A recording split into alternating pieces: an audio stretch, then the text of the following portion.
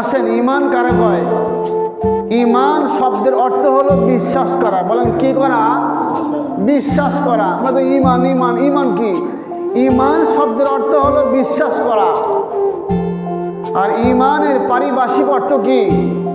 বিশ্বনবী মুহাম্মদুর রাসূলুল্লাহ সাল্লাল্লাহু আলাইহি ওয়াসাল্লাম আল্লাহর পক্ষ থেকে যা নিয়ে আসছেন তাকে বিশ্বাস করার নামই হলো ইমান। ক্লাস হয়ে গেছে,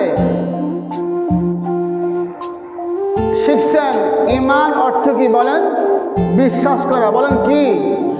ইমান শব্দের অর্থ কি? বিশ্বাস করা। ইমান কাকে বলে?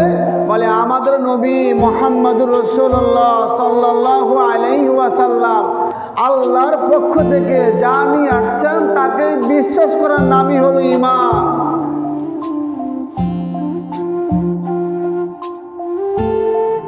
মুহাদ্দিসিনে কেরাম বলেন যে ইমান তিন জিনিসের নাম। বলেন কয় জিনিসের নাম?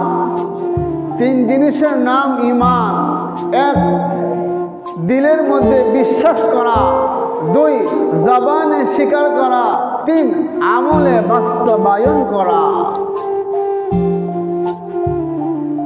আপনি জানেন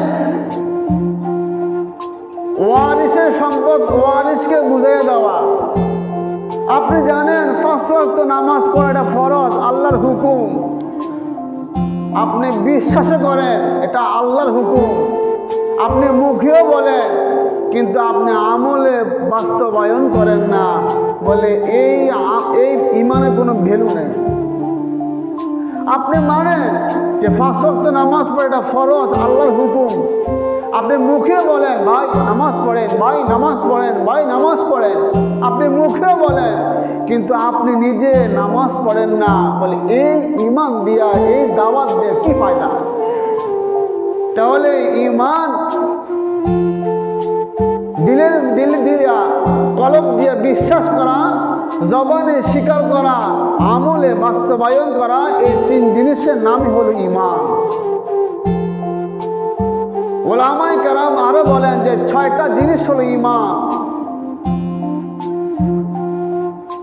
আমানতু বিল্লাহি ওয়া মালাইকাতিহি ওয়া কুতুবিহি ওয়া রুসুলিহি ওয়াল ইয়াউমিল আখির ওয়াল কদরি খাইরিহি ওয়া শাররিহি মিনাল্লাহি তাআলা ওয়াল বা'সি বাদাল মাউত।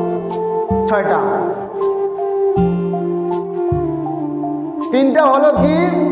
বলে কলব দিয়ে বিশ্বাস করা, জবানে স্বীকার করা, আমলে বাস্তবায়ন করা।